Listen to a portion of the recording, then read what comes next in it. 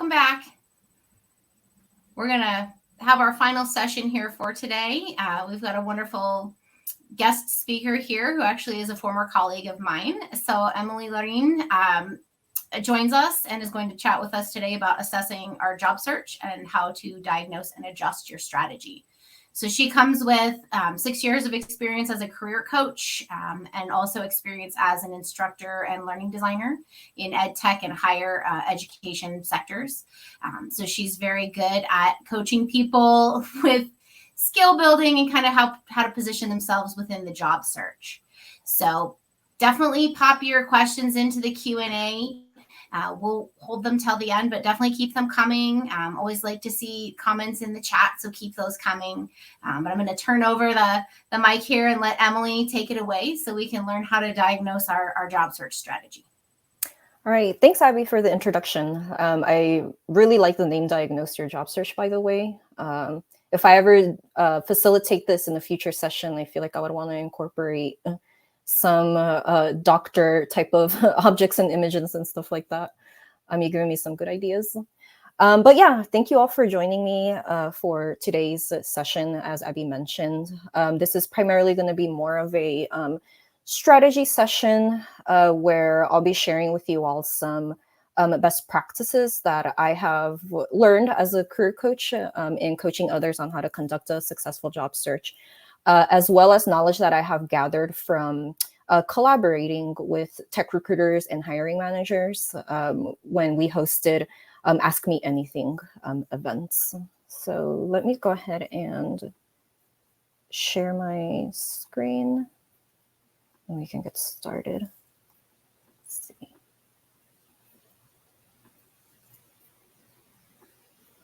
Okay, looks like it's visible, and let me play from start. All right, so as you'll notice, I like to put in like memes into my presentations, and so I felt like this confused lady meme, this iconic meme, is a pretty good representation of how maybe some of you might be feeling in this job search, where this is something that is like totally new to you and you're wondering whether or not you are taking the right steps, or maybe you have gotten some progress, you've gotten some results in your job search, but you're still feeling like a little bit confused and you just want to know if you are doing all of the right steps so that you can get to that final offer. All right, so the agenda. I'll do an overview of the application funnel. Then I'll walk you through some common job search problems with some potential solutions / recommendations. We'll do an activity where we'll like put everything into practice. So what should these job seekers try next? Fourth, we have some reflection exercises. As a learning designer, also as a career coach, I like to incorporate a lot of self-reflection activities. And then we'll wrap it up by Q&A. So Abby's going to help me with monitoring the chat in the Q&A, since I cannot see it. AirMe is a platform that I'm not accustomed to navigating, so she's going to help me with that portion. As you notice, it is the last thing on the agenda, so I'll be addressing that towards the end of the session. Right, so the learning goals. So you'll be reviewing the application funnel to assess your job search and how to adjust your search based on available data that you have collected. You'll also identify potential solutions to common job search problems using scenario-based prompts. And then again, you'll have that time to reflect on your strategy, diagnose it, and see if there's any tweaks that need to be made, or as mentioned in the description, get the reassurance that you are doing everything right and that you're on the right track. Okay, so we're going to start off by doing a Slido poll. So what I would like for you all to do is you can pull out your phone, open your camera app, and scan the QR code, and it'll take you directly to this poll. The other option you have is you can go to slido.com and you'll enter the code. And then I want you to answer the question, how long have you been job searching? So we have 6 months or longer, 3 to 6 months, 1 to 2 months, less than a month. So you literally just started. It could be that you started last week, or have not started yet. I am just here to learn.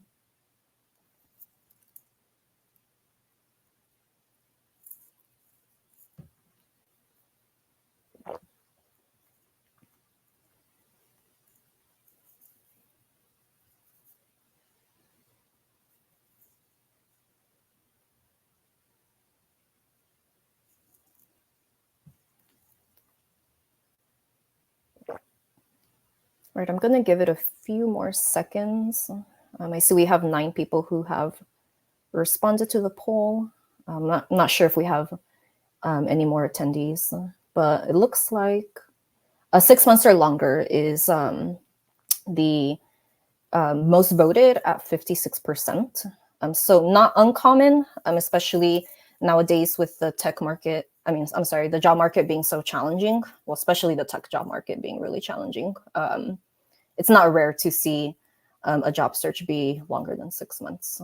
So whether or not you think it's helpful, just here to reassure you that, it's normal for the job search to be long nowadays.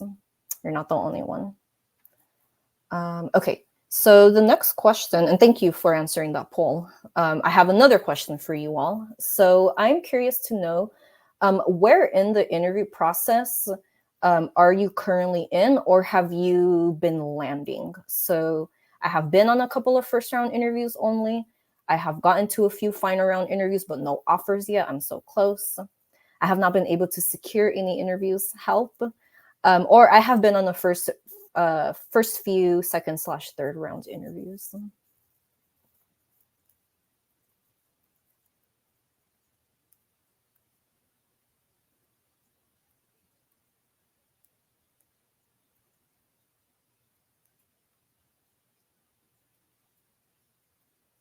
All right, so it looks like we're at 50% with I have not been able to secure any interviews.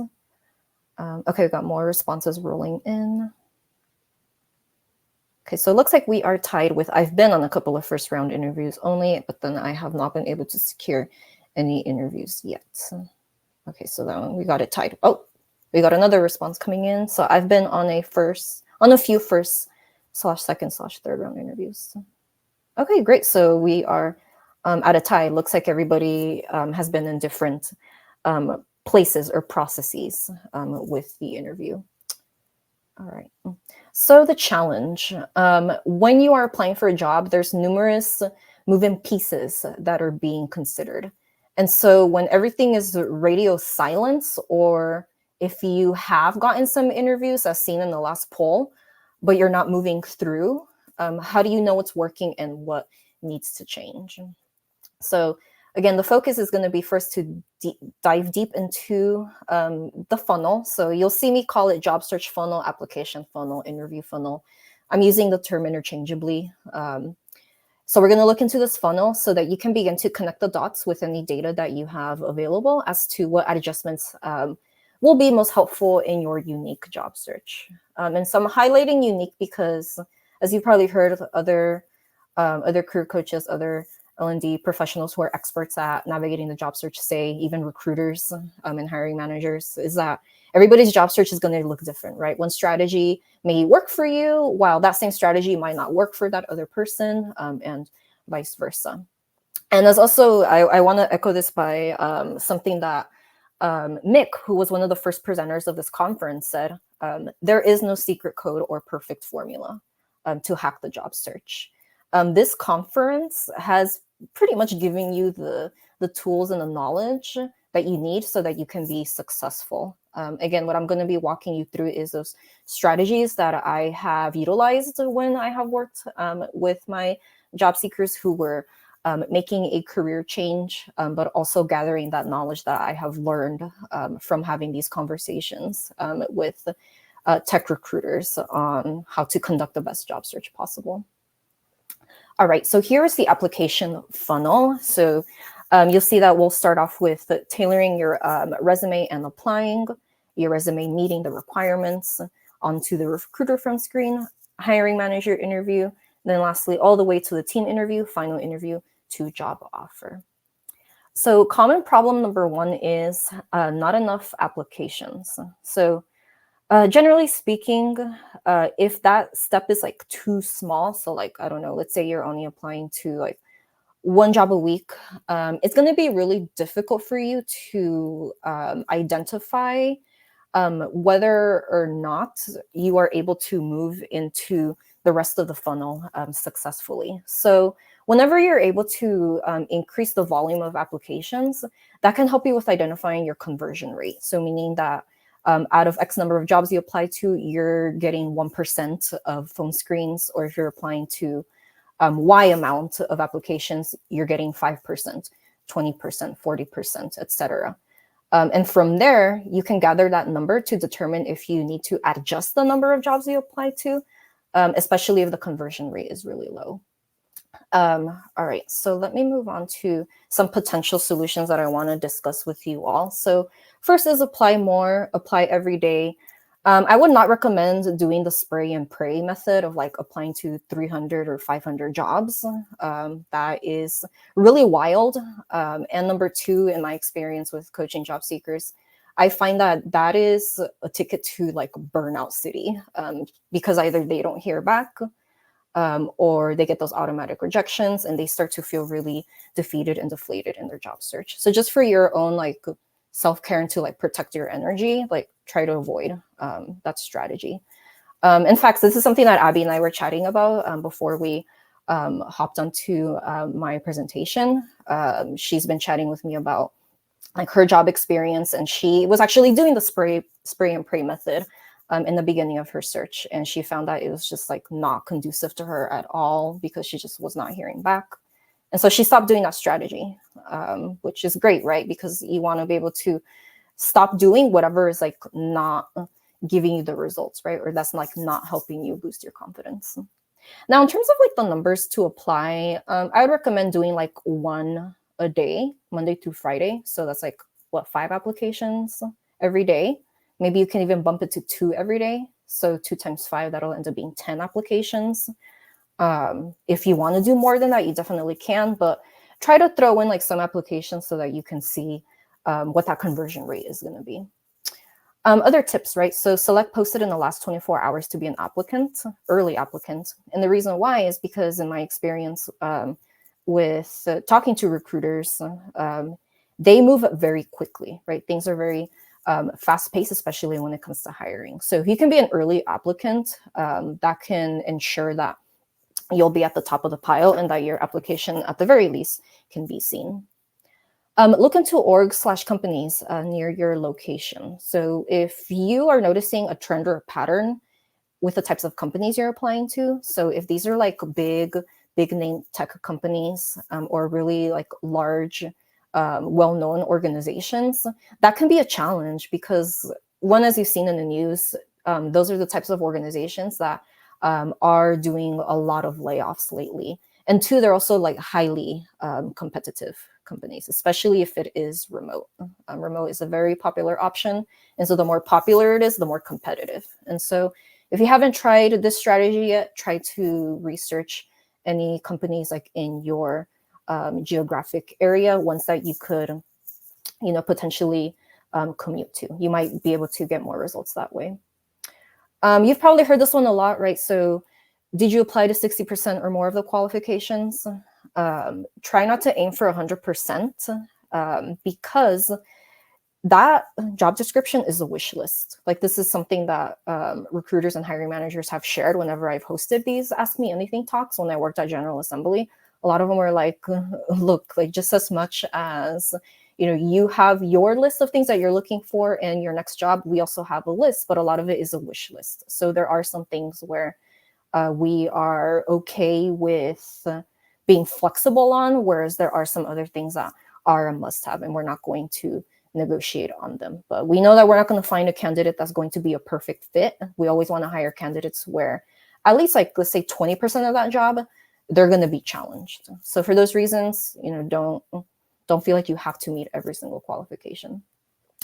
How long is it taking you to apply to each job? So and we'll talk about this more in one of the subsequent slides, but ideally it should take you 10 to 15 minutes to make those adjustments to your resume so that it's a good match with the job description. And then lastly, how much are you worrying about or filtering for entry level? Please stop doing that. And the reason why is because it could potentially filter you out from some jobs where you perhaps are a good fit and you are qualified.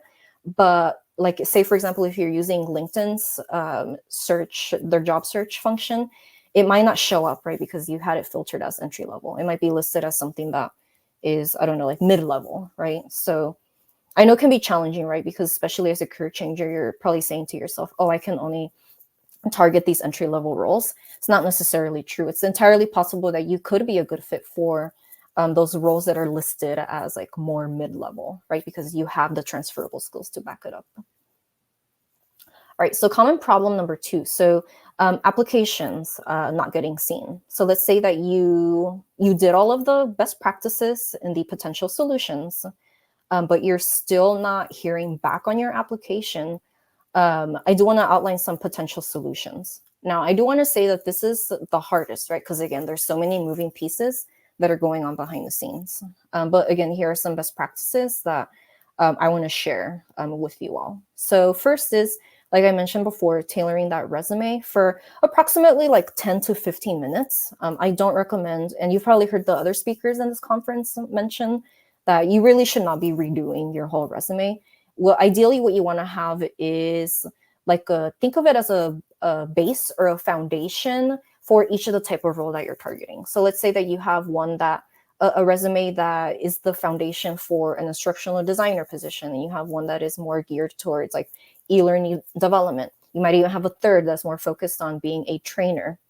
These are like your bases. And when you are tailoring the resume, you can do really quick adjustments, like either changing the title. So let's say that you're applying for this technical trainer position, but on your master resume, you have it as trainer in the job title. You can just easily change that to technical trainer, because that is kind of think of it as like points for the ATS system. Adding keywords to the skills section. So this is more specifically geared towards roles in the corporate sector, but another easy way to update your resume is by having your skills section at the top of your resume after the summary, if you have one, and you can literally just like pull out the like any of the hard skills that are jumping out at you in that job description. And if you have experience using it, make sure that you mention it in that skills section. So a tool like JobScan could be really helpful for this. But something that I also recommend folks not do is to get that 80% match. As long as you're hitting like 60% or more, then your resume is good.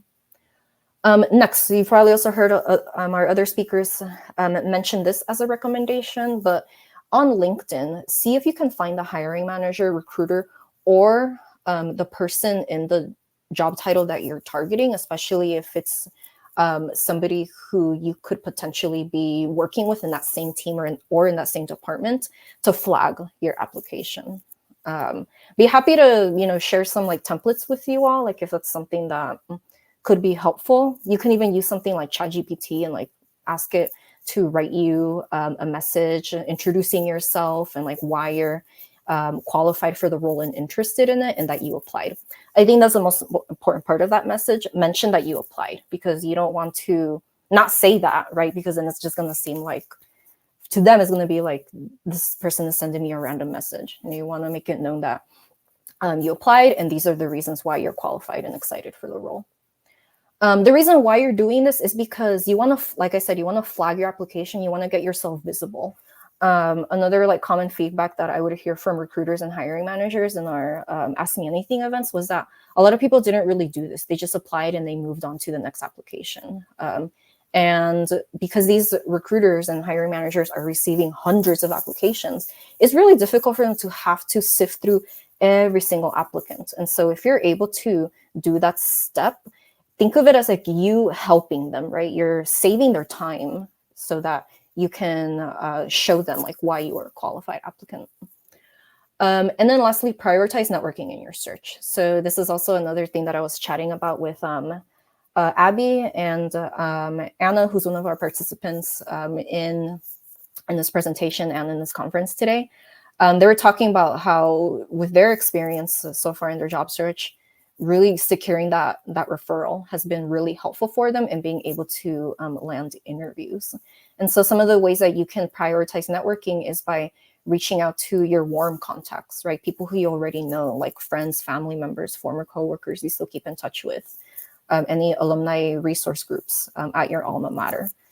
These are like the low-hanging fruit, right? Because you already have a connection or a relationship with that person, so it's not going to feel like as awkward or daunting. The ones that I would classify as medium to hard are either going to your local ADT chapter, joining online networking events or groups, doing cold outreach on LinkedIn. A little bit more difficult because you don't know, the person, and so you gotta really take that time to foster and cultivate that relationship. I do want to shout out Portia Chambers because she's going to be facilitating a workshop tomorrow on this exact topic. I believe it's called Networking Beyond Saying Hello. So if you want to learn more about that, definitely check it out. It's going to be tomorrow. All right, so the next common problem. So not passing the phone screens. So let's say that you're applying, you're meeting the requirements. So you get that invitation to interview. You have the conversation with the recruiter, but you're not passing to that next level. So some potential solutions is first, you want to make sure that you have researched the company before your interview, right? Take a look at their mission, their goals, their product, and their service. So you have some familiarity with it and you can speak on it in the interview.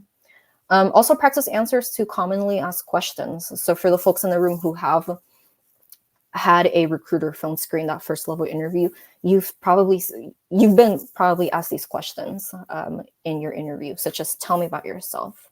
This is your opportunity to highlight your most relevant skills, experiences, projects, anything that is like volunteer or internship even, that directly relate to the role that you're applying for. And also sharing your excitement for the company, which leads into that next question, right? Why are you interested in us? And in particular, this job title. That is your opportunity, right? To tell them, I'm qualified because I have XYZ skills, but this is why I'm also really excited. Recruiters and hiring managers love to see that passion and that enthusiasm shine through. Lastly, what are your greatest strengths as this job title that you're targeting for? So you might want to articulate how you're going to help that org or that company save time, save money, improve a process, right? You want to basically position yourself as a contributor because of these strengths that you bring to the table. And then you might even get asked, right? Why did you leave your last job? Why are you changing careers? You want to spin this into a positive response, right? Talk about the lessons that you learned from your previous job, what you liked about it, and maybe particularly what might not have been a good fit, or maybe what you didn't like, but again, framing it positively. So being able to explain how you're using that experience because you want to pursue this type of role that is more suited to your skills. And then lastly, do a mock interview with a trusted coach or a mentor. Can be super helpful in helping you identify what you're doing well in an interview, or what are some things that you could do to perhaps like polish your answers, or present a more confident version of yourself, right? Just overall, how to be a better interviewer.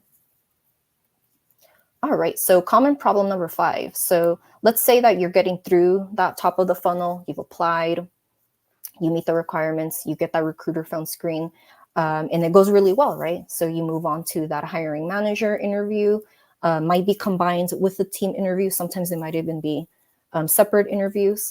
But the challenge is that you're not able to move on to that final round. So some potential solutions are continue doing mock interviews, but also consider working with a coach to help you identify any mindset barriers that could be holding you back from acing the interview. Something interesting that I found whenever I've coached job seekers who struggle with getting through or moving on to the interview rounds is that on paper, and even in the initial stages of the phone screen and maybe the hiring manager interview, they're very good at demonstrating or giving examples of their hard and their technical skills. Like they're really good at being able to present that, but they really, really struggle with just overall navigating an interview. I can definitely relate to this because interviewing is also not my jam, but a lot of like common mindset barriers I hear job seekers express is that I feel like I have to put on a show. I feel like I have to put on a persona. I feel like I have to give perfect answers. It's such a high pressure situation to be in, which impacts, right, their confidence levels and their ability to shine in the interview. And so working with a coach, especially a mindset coach, can really help you in like pointing out, right, those thoughts and those feelings, and reframing those thoughts and feelings into ones that are going to feel more empowering and authentic to you. If you're struggling with acing the design challenge, and this goes out to people who are applying for instructional designer or learning experience designer roles, participate in monthly e-learning challenges or the e-learning heroes. They give out, I know monthly e-learning, right? It's every month. You get a design prompt and you create a course on storyline that addresses the prompt. Or e-learning heroes as well. They do very similar work. So it's such a really great way for you to continue to practice and hone in on your design skills. Lastly, ask for feedback, especially if you're not getting past the final round. Asking for feedback is also okay if you are not passing the phone screen, right? You want to be able to ask for feedback at any point of the interview process to potentially see if there are any things that need improvement. I say expect that you're not going to get it because not all companies are going to do it for various reasons. But when it comes to job searching, you definitely have to get into the mindset of like, I'm going to do this thing and I'm like not going to expect any results. And the same goes for feedback. All right, so let's start to put into practice what I just walked through. So I'm going to be sharing with you all a few prompts, and I want you to ask yourself, what should these job seekers try next? So kind of think of it as like a you be the career coach activity. So what I'm going to do is in the chat, I want you to briefly explain what you think these job seekers should do next. So here is the first one. Adrian has asked 6 people for informational interviews via LinkedIn, and they've ghosted or said no. She's super discouraged. What could she try to do to get more informational interviews? I'm actually going to stop sharing for a while so that I can see the responses in the chat.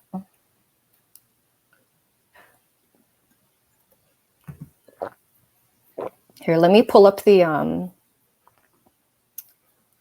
prompt again so that you all can see it.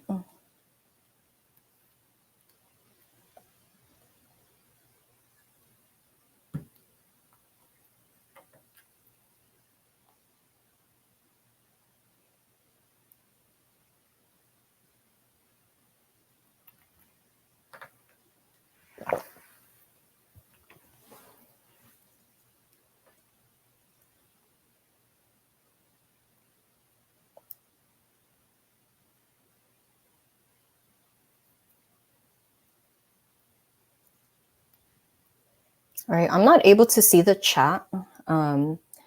Abby, could you read to me if any responses have rolled in?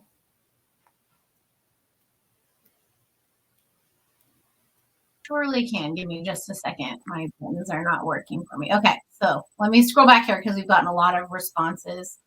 Ask someone for a warm introduction. Consider changing messaging. Start with a survey or something that's kind of quicker or easier. Sometimes it has to do with the way people ask for help. Maybe she can frame it as something beneficial for both parties. Yeah. Make outreach short and simplified. Add a link to your calendar so people can book at their own convenience. Yeah, love it. Reach out to friends or contacts. Get some feedback. Absolutely a good one. Reach out to people that you have a connection with, like maybe the same university. Definitely a good one. Just make a personal connection, like with something they put on their profile or mention something that you liked about their last post.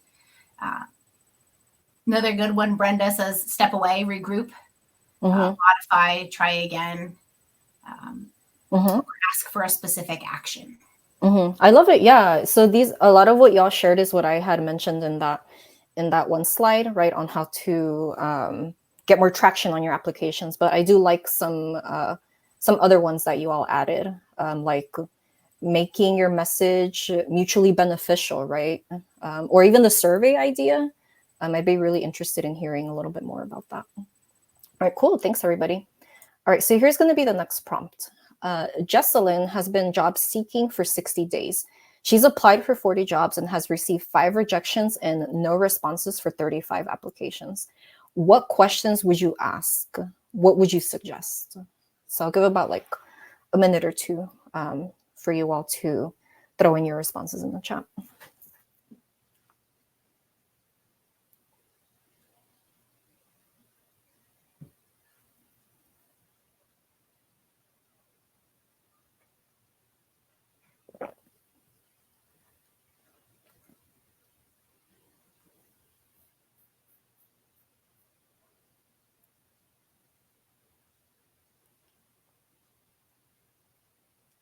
Things are starting to roll in here. Let me scroll back.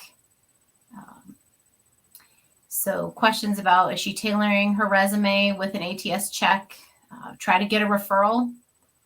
Reframe resume with metrics, target keywords from the job posting, utilize AI with the resume. Considering what roles has she applied for and how does her resume compare to those job descriptions? Yeah, I love it. Is your resume readable by the ATS? That's a good one. Yeah, you want to make sure your resume is ATS compliant, but also readable for human eyes, for sure. Revisit the resume and the profile, see if it aligns with the job description. Were there follow-ups with the application? Did she contact the hiring manager? I like that one. How are you applying? Did you apply directly on LinkedIn or on the site? Kind of what was the strategy? Yeah, love it. Yeah, I would also ask those same questions if I was coaching Jesselyn. Right, great. So the last one is Bryony has struggled with design assessments. She self-reported that she failed both she's had so far. She's feeling super discouraged. What would you advise?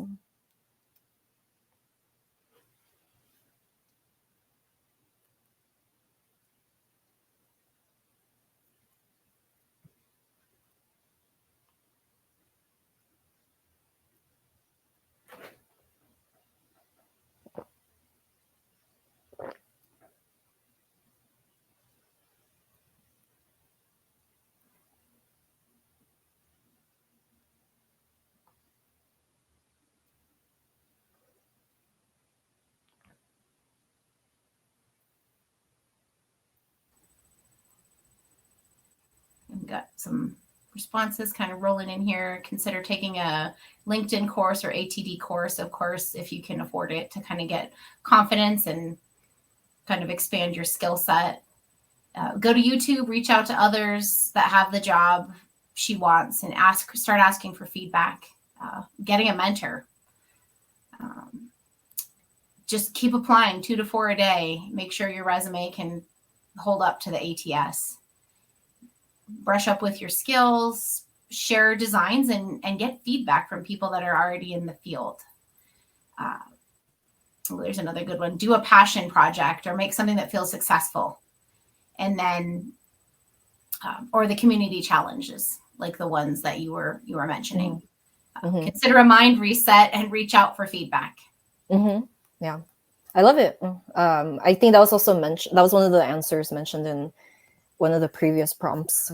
Take a step back, because I know it can be very easy to just, I don't know, rage apply or throw spaghetti at the wall, maybe even throw your chair at the wall because you're so frustrated. But yeah, take a deep breath, step away from the laptop, take a break, walk, and then come back to it, because you're going to have that clear mind.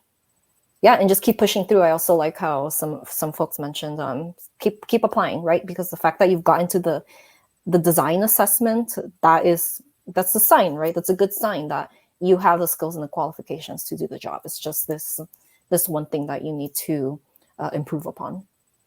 Yeah, I feel like that's really the biggest thing with going through this job search, right? Is you're constantly improving, you're getting better every time you go through each process. All right, great. So thanks everybody for your responses. Now let's switch to, let's analyze your funnel. So I am going to, in a moment here, I'm going to share the link to this flow chart that I created, where it's pretty much like the same breakdown as the funnel, but depending on how you answer the question, it'll direct you to a strategy that I recommend, so that you can troubleshoot the thing that you're having a challenge with. So I'm going to share with you the flowchart in just a minute. And I'm going to give you some time to take a look at it. And I want you to share in the chat, one, where are you landing in your job search? Why do you think that might be? So kind of like the question that I asked you in the poll in the beginning. But the follow-up question to that is, what might be some action steps to explore so that you can further progress down the funnel? All right, so let me share the link in the chat.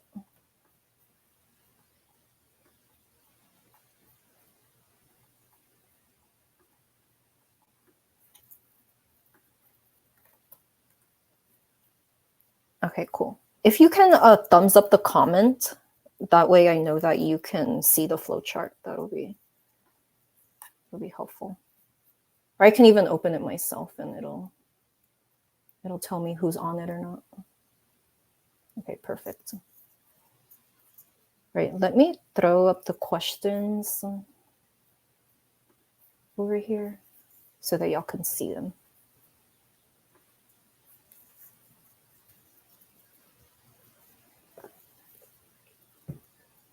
All right, so I'll give you all I'll say about a minute to reflect on this and for you to share your response in the chat.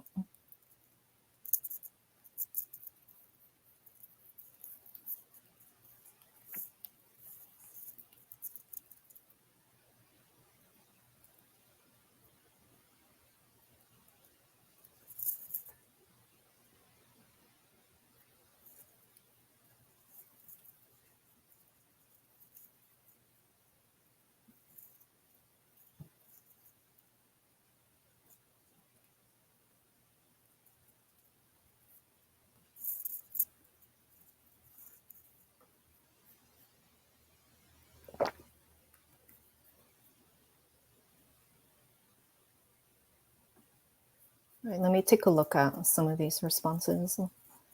Janelle, you said, I have been progressing. First, lots of rejection, then getting a fair amount of phone screens, but nothing further. Not progressing to hiring manager, but still no offer. At least I'm making progress. Yes. Yeah, congratulations, Janelle, making it that far. See, like I mentioned, this constant improvements the more that you do it. Marisol, you said, I'm getting stuck at the screening call stage. I get a screening call from a recruiter, but then no interview. I think I need to update my resume and have more prepared responses, questions for these calls.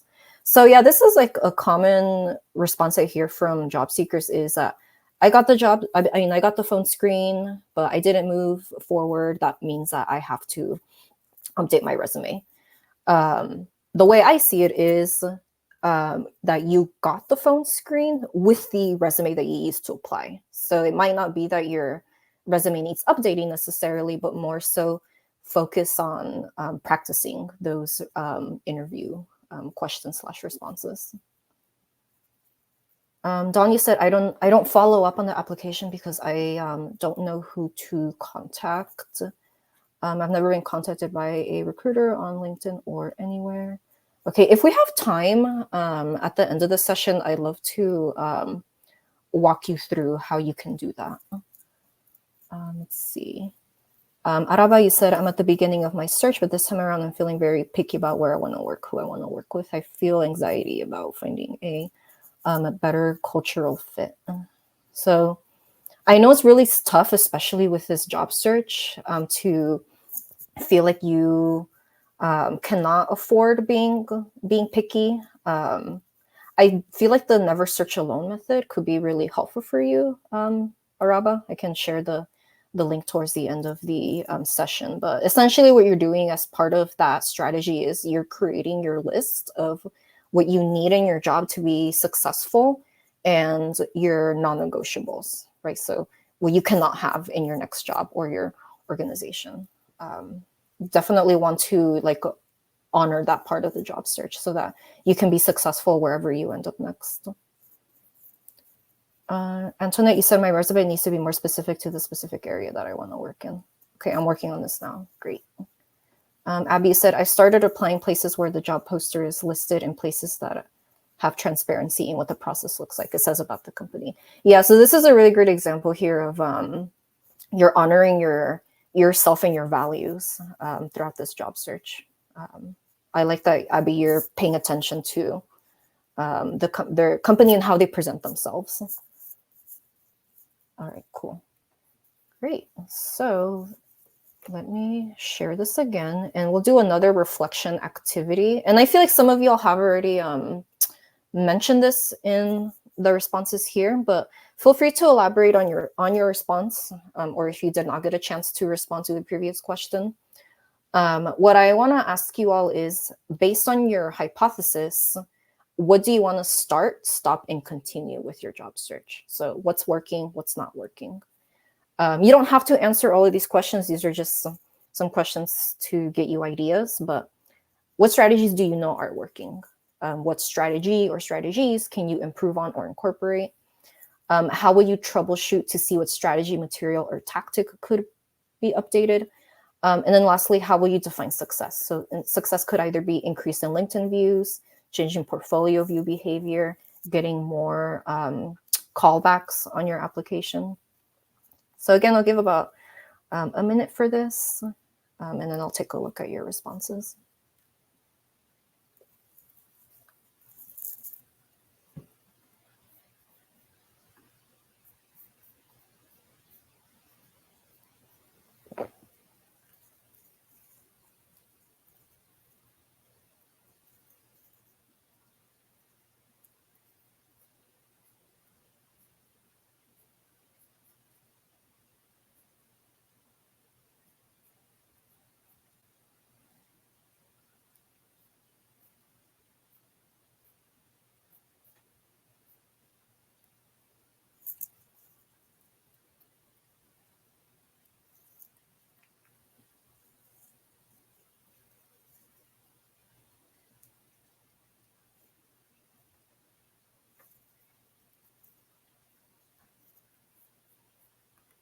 All right, let me take a look.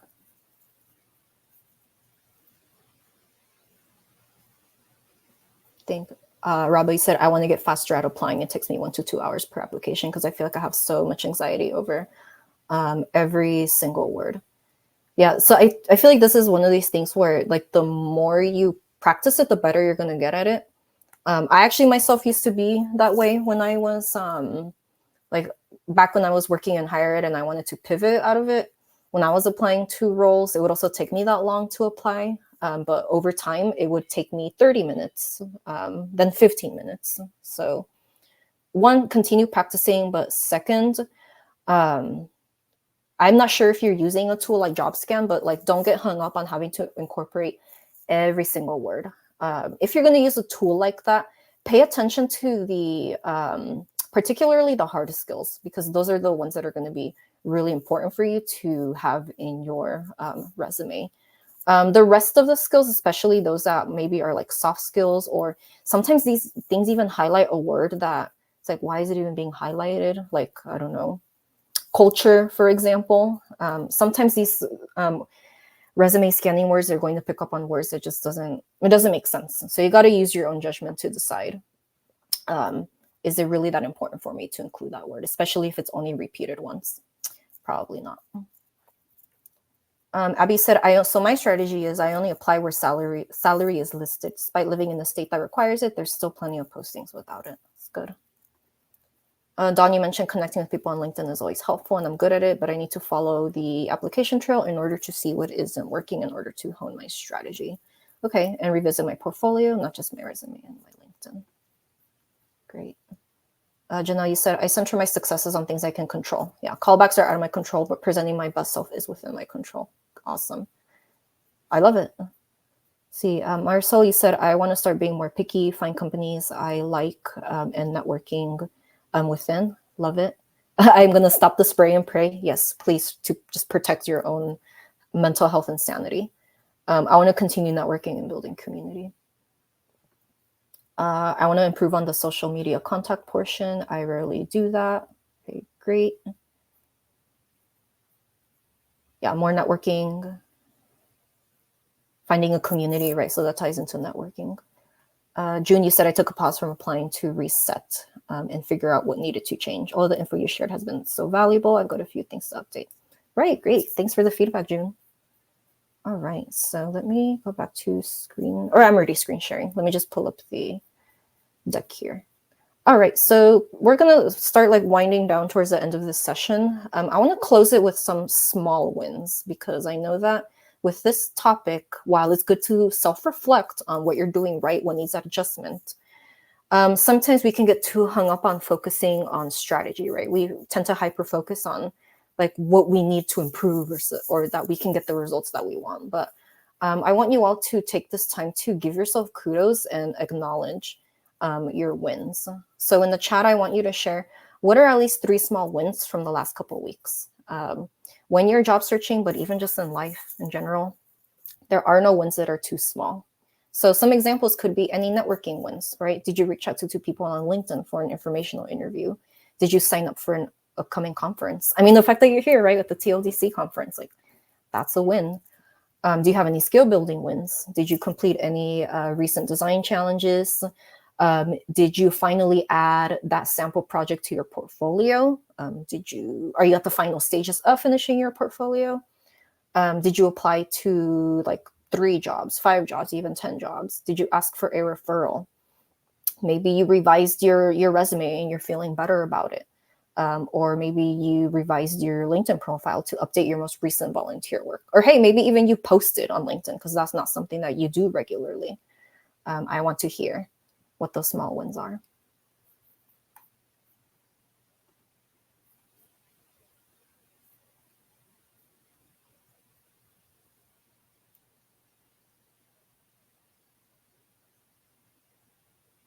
Yeah, definitely for you and I, Abby, facilitating and presenting at this event. And like I mentioned to all of you all attending today, like that is definitely a win. Araba, you said, I created a spreadsheet with what I want in the team / your company, have been researching companies. I reached out to somebody from one of the companies and they agreed to meet. That's amazing, Araba. I know you mentioned that you're feeling, right, kind of like that anxiety about you. I know you use the word picky, but again, the way that I like to see it is you're being very intentional about who you want to work with next. You're basically like honoring like yourself in this whole process. So kudos to you. I see we're getting some resume advice from Abby. Junie said, I made several connections, completed a rice sample. Great. Was brave and had a panel share. Awesome. Love it. I'm sure you got some really helpful advice from that panel. Networking with everybody here, getting individualized help. Awesome. Marisol, you have 5 coffee virtual chats scheduled. That is great. Yeah, so grateful for you all. Awesome. Finding culture fit is important. You're going to find yourself looking for a new job and be right back here again. Yeah, exactly. Oh, April. So the question that I am sharing is small wins. So what are at least 3 small wins from the last couple of weeks? I have some examples here. Feel free to share any of them in the chat. All right. And so with that, we are at Q&A time. So here, because I think I can see the... I can throw those back up on the stage for you. We had one come through. I'll go ahead and put it on the stage for you. Perfect. Is it better to apply directly through the company website or without a referral, or try to be an early applicant? What strategy works the best? Which could, or be an early applicant to try to get a referral, which could take days. Yeah, so I remember this was shared in a book that I read called The 2-Hour Job Search, where the author talks about this exact scenario. So his recommendations, which for the most part I agree with, are if you see a role that is posted and you're like really interested in applying for it, you're qualified for it, the ideal scenario would be to already have a referral secured. So that way, when you apply for it on the company website, that section where it asks for if you have a referral, you can put the person's name. So, right, that's the ideal scenario. But I know that it can't always be like that, especially if you don't know anybody who works at the company. With it being so like fast paced nowadays, right, with recruiters moving quickly through applications, what I would recommend doing is submit your application directly through the company's website without the referral. but then start doing that networking piece of flagging your application. In this case, you can, like I said, flag it to the recruiter, to the hiring manager. If you're able to find somebody who works there, who is somebody who is in that same position that you're applying for, maybe like your potential coworker, also let them know that you've applied, but that you also want to have a chat with them, right? So that you can learn more about the role, learn more about the company. Let's say that they say yes and the chat goes well. It is possible, and again, this depends on the company, but it's possible through the back end that they can like either flag that application for you. So they could either like reach out to the recruiter and be like, hey, so I just had this conversation with this candidate who I was really impressed with. I think they should get an interview. That's one way that your application can be flagged. Great. I know I comment if I see a post like, oh, I applied for that job. I'll post, hey, I applied for that. Thanks for considering me for the role. Sometimes it gets them to look at your profile and or look at your application if your name is there. Yeah, in fact, I think I did that to somebody who had messaged me about a role that was posted at General Assembly. I don't know if she reached out to me or I reached out to her, but this is somebody who I think like she had already like submitted her application. And like she found my information through LinkedIn and like wanted to have a chat with me. But since I was not working at that department, the fact that I had a mutual connection with her and that mutual connection said really good things about her, what I did was I slacked a message to the recruiter in charge of that role and was like, hey, like this person reached out to me. I'm really impressed with like their LinkedIn. I think you should call them for an interview. And that person ended up getting the interview. So yeah, that's how it works nowadays. And you never know who you might help too. Somebody you might be the missing link in their job search. Mm-hmm. All right, so let's move on here because I know we've got a couple of questions here. Let's see, June has one too. Would you mind sharing your slide deck? Yes, absolutely. Let me see if I can share it right now. I think June has one more. That's an interesting scenario. I've not. Okay. I'm gonna throw the link to the slide deck in the chat. Yeah. Give me a thumbs up in the comments if you're able to see it. Okay, so the question is, I once had an AI phone screening interview. Wow, that is new to me. Let's see. I needed a question repeated and it moved on to the next question. Okay, what strategies do you recommend to convey your skills with an AI screening call? You know, I haven't come across this scenario myself, or back when I was in General Assembly, I never had a job seeker who had an AI phone screen. They did have those video interviews, right, where they recorded their answers.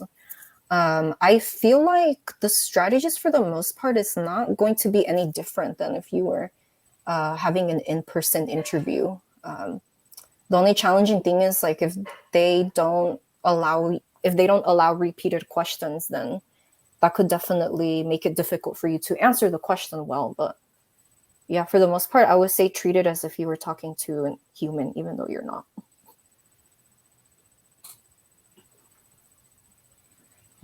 Sarah had a question as well. Let's see. Do you have any thoughts about what to say when you reach out to recruiters? So when you're reaching out to recruiters, let's say this is a scenario in which they don't have a job posting available. You can still reach out to them, right? Send an introductory message explaining your background and your qualifications, and saying something along the lines of, if you're ever looking for an instructional designer to create courses that are going to help employees do XYZ, like I'm here to help with that, right? I can help with making those updates. The one thing that I hear a lot of some career coaches on like LinkedIn, for example, they'll say you should schedule a chat with them. That's actually something that I would not recommend, because recruiters are really busy people with so many applications rolling in, and they have a lot of meetings with hiring managers from different departments that are trying to fill in roles. There's just a lot of them don't have bandwidth in their schedule to be able to have a chat with you. So I wouldn't recommend putting that in your message. Treat it more as like write that kind of like a mini cover letter. That's how you want to treat you reaching out to recruiters. Unless absolutely like necessary, like you like really want to engage in the chat with them because you have genuine questions you want to ask them, then you could. But other than that, I would just steer away from keeping your message as like a mini cover letter. I know some jobs or websites have don't see your role, submit your resume anyway. So that might be an in too, submitting your resume through the submission button and then letting the recruiter, hey, I know you don't have any postings for this position, but I just submitted my resume. Might be a great conversation starter too. Yeah, that's another scenario where let's say you apply for a role where like you're not an exact fit, but you apply for it and then you send that message anyway saying something like, hey, I applied for this role, but I'm actually interested in like this type of role, but I applied for it anyway because it's a close fit with my skills type of situation. And show your passion, because they hear that a dime a dozen. If you really make a connection or can share a personal story, that's another way to bring your application to the front, to just showcase how passionately you feel about whatever role it is. Yeah, I would even say like if you do that approach of messaging recruiters, depending on, because I know LinkedIn, they're always updating their features, but like say, for example, if you're doing the in-mail option, you can attach your resume and if your portfolio link, if you have it, you can include that in your message. That way they can access it. I think we have one more question. Would you recommend being open about a disability that makes hybrid positions a bit difficult during the screening stage? So I know in terms of, because I'm not like well versed in disability laws, the very little that I know is that one, you don't have to disclose your disability. You can go through like the whole interview like process without like even saying anything about having a disability and just do the job as like any other person would do.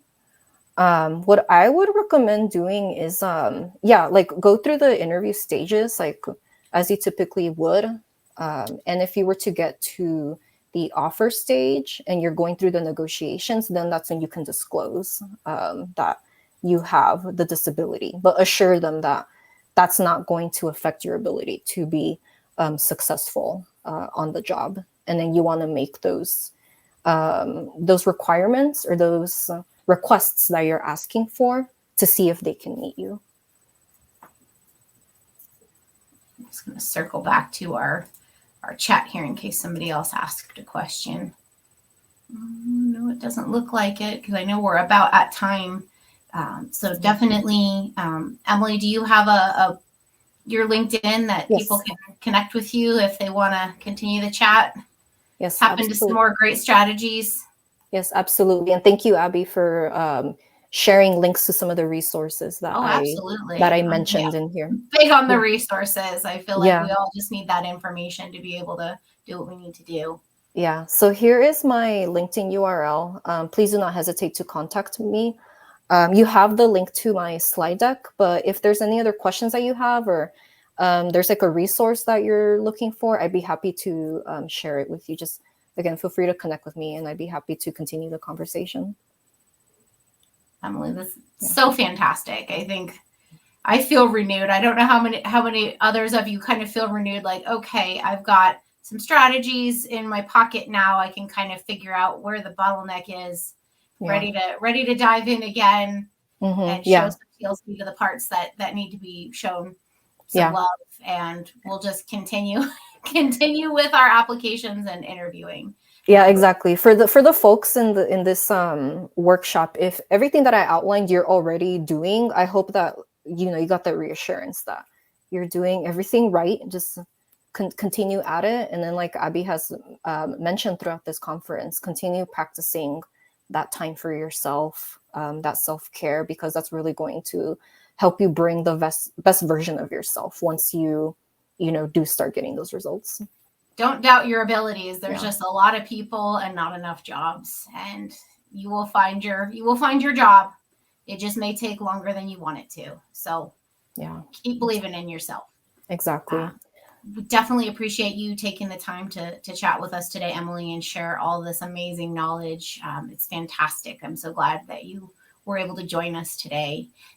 This closes out our sessions for today, but tomorrow we will be right back here with our next session, and it's actually going to be for transition for teachers who are working on their transition, teacher tired, transitioning from the classroom to new careers. So I'll be joining Dina Beavers, who's actually written a book on this whole transition piece. So hope you can join us tomorrow at 9 a.m. That's 9 a.m. Mountain Time. Sorry, that's mine. Excuse me, 8 a.m. Pacific Time or 11 a.m. Eastern Time.